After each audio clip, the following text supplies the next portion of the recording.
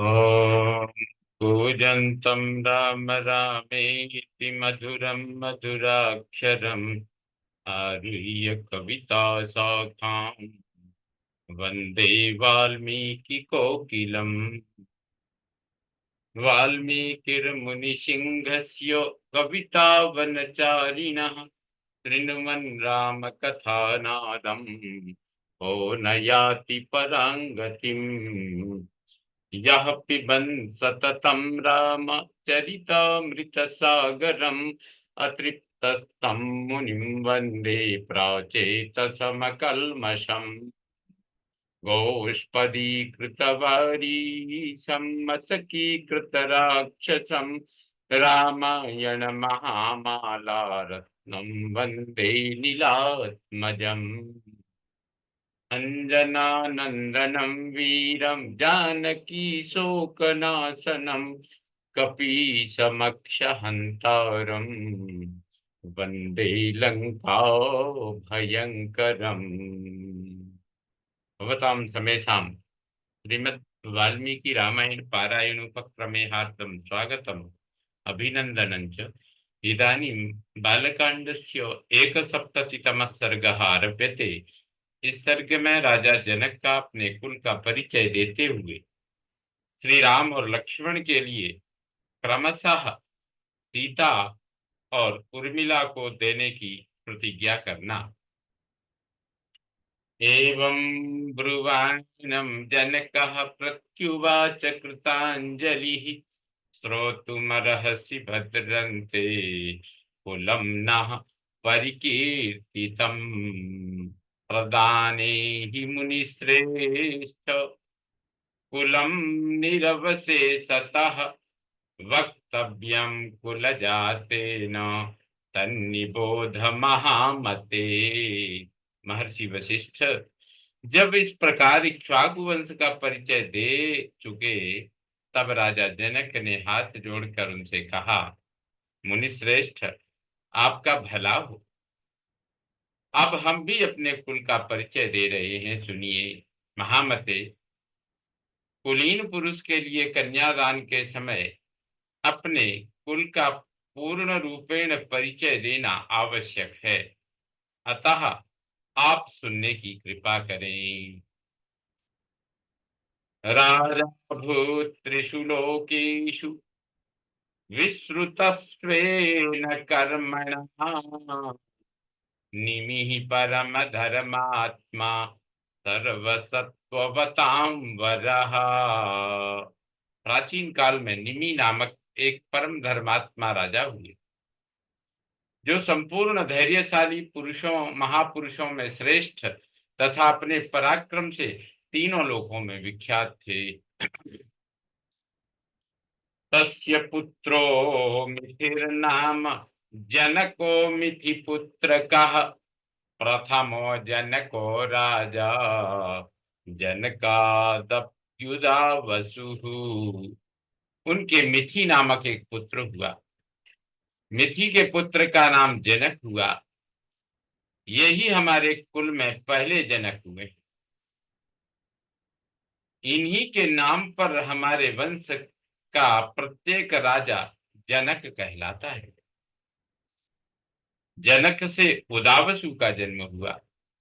उदावसोस्तु धर्मात्मा जातो वै नन्दिवर्धनः नन्दिवर्धसुतः सूरः सुकेतुर्नाम नामतः। उदावसु से धर्मात्मा नंदीवर्धन उत्पन्न हुए।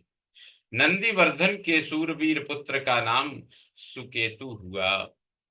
सुकेतोरपि धर्मात्मा देवरातो महाबलः देवरातस्य राजर्षेर् बृहद्रथ इति स्मृतः।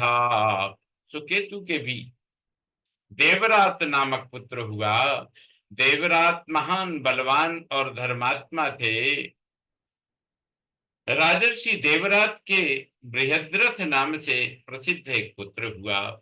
बृहद्रथस्य सूरो भून् महावीरः प्रतापवान् महावीरस्य धृतिमान् सुधृतिः सत्यविक्रमः। बृहद्रथ के पुत्र महावीर हुए, जो शूर और प्रतापी थे। महावीर के सुधृति हुए, जो धैर्यवान और सत्य पराक्रमी थे। सुधृतेरपि धर्मात्मा धृष्टकेतुः सुधार्मिकः धृष्टकेतोश्च राजर्षेर् हरियस्व इति विश्रुतः। सुधृति के भी धर्मात्मा धृष्टकेतु हुए, जो परम धार्मिक थे। राजर्षि धृष्टकेतु का पुत्र हरिय धृष्टकेतु का पुत्र हरियस्व नाम से विख्यात हुआ।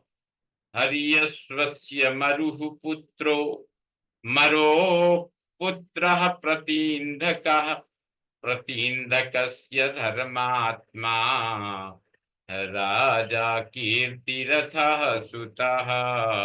हरियस्व के पुत्र मरु, मरु के पुत्र प्रतीन्धक तथा प्रतीन्धक के पुत्र धर्मात्मा राजा कीर्तिरथ हुए। पुत्रः कीर्तिरथस्यापि देवमीढ इति स्मृतः देवमीढस्य विबुधो विबुधस्य महीध्रकः। कीर्तिरथ के पुत्र देवमीढ़ नाम से विख्यात हुए। देवमीढ़ के विबुध और विबुध के पुत्र महीध्रक हुए।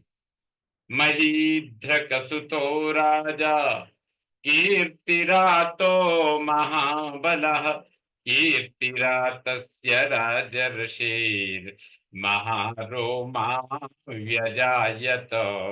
महीध्रक के पुत्र महाबली राजा कीर्तिरात हुए। राजर्षि कीर्तिरात के महारोमा नामक पुत्र उत्पन्न हुए।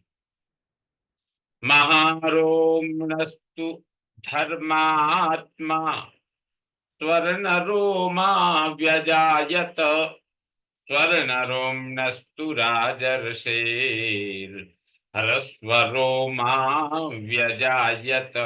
महारोमा से धर्मात्मा स्वर्णरोमा का जन्म हुआ। राजर्षि स्वर्णरोमा से हरस्वरोमा उत्पन्न हुए।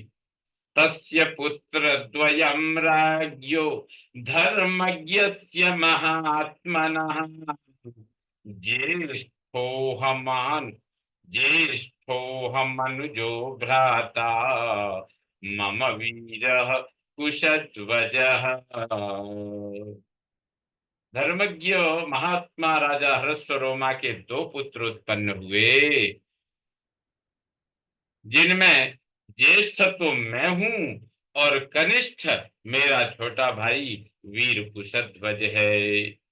माम तु ज्येष्ठं पिता राज्ये सोऽभिषिच्य पिता मम कुशध्वजं समावेश्य भारं मयि वनंगतः। मेरे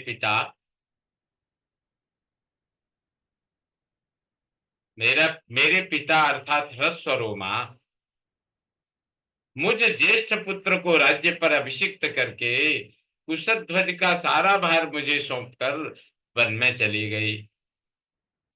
वृद्धे पितरीश्वर्याते धर्मेण धुरमावहम् भ्रातरं देव संकासं स्नेहात् पश्यन् कुशध्वजम्।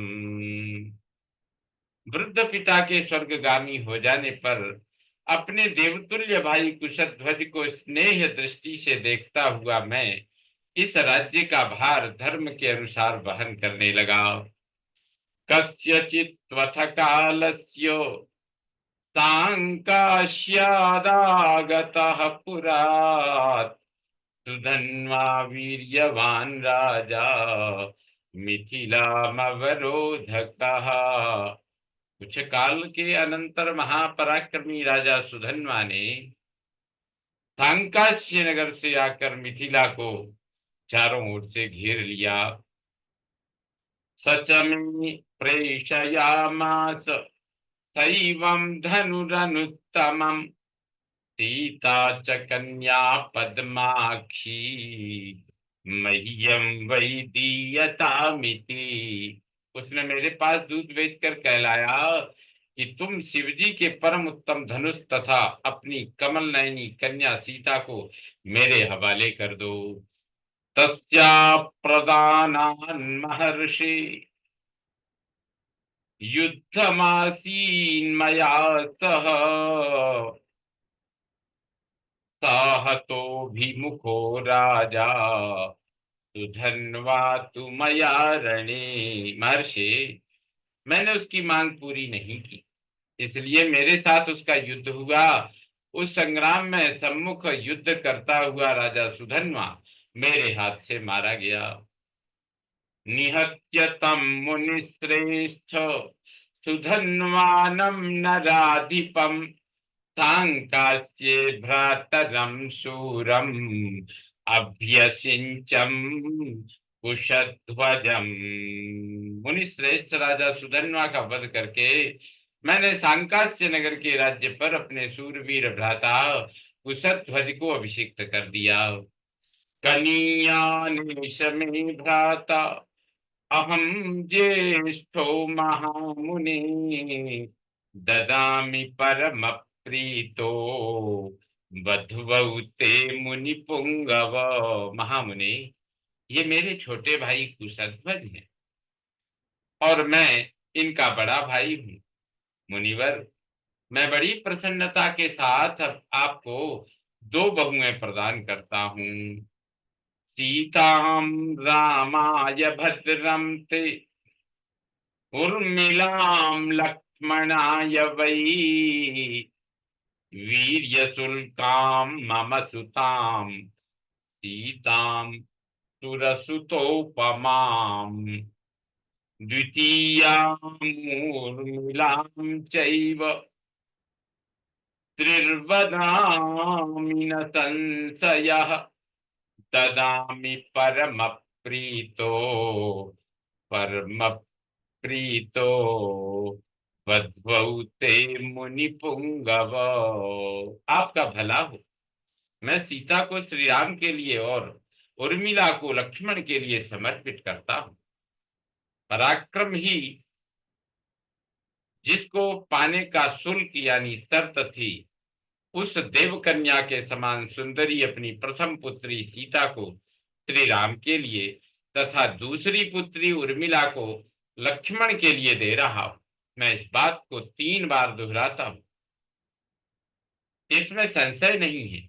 मुनि प्रवर, मैं परम प्रसन्न होकर आपको दो बहुएं दे रहा हूं। राम लक्ष्मणयो राजन गोदानं कारयस्वः पितृकार्यं च भद्रन्ते ततो वैवाहिकं कुरु। वशिष्ठ जी से ऐसा कहकर राजा जनक ने महाराज दशरथ से कहा, राजन, अब आप श्री राम और लक्ष्मण के मंगल के लिए इनसे गोदान करवाइए। आपका कल्याण हो। नांदी मुख श्राद्ध का कार्य भी संपन्न कीजिए। इसके बाद विवाह का कार्य आरंभ कीजिएगा। मघा यदि महाबाहो तृतीयो दिवसे प्रभो फाल्गुन्यामुत्तरे राजन् तस्मिन् वैवाहिकं कुरु। राम लक्ष्मणयोरर्थे दानं कार्यं सुखोदयम्। महाबाहो, प्रभु, आज मघा नक्षत्र है। राजन, आज के तीसरे दिन उत्तरा फाल्गुनी नक्षत्र में वैवाहिक कार्य कीजिएगा। आज श्री राम और लक्ष्मण के अभ्युदय के लिए गो, भूमि, तिल और सुवर्ण आदि का दान कराना चाहिए, क्योंकि वह भविष्य में सुख देने वाला होता है। इत्यार्थ श्रीमद् रामायणे वाल्मीकि आदि काव्ये बालकांडे एकसप्ततितमः सर्गः सम्पूर्णतां याति। ओम पूर्णमदः पूर्णमिदं पूर्णात् पूर्णमुदच्यते पूर्णस्य पूर्णमादाय पूर्णमेवावशिष्यते। ओम शांति शांति शांति। सर्वे भवन्तु सुखिनः सर्वे सन्तु निरामया सर्वे भद्राणि पश्यन्तु मा कश्चित् दुःखभाग् भवेत्।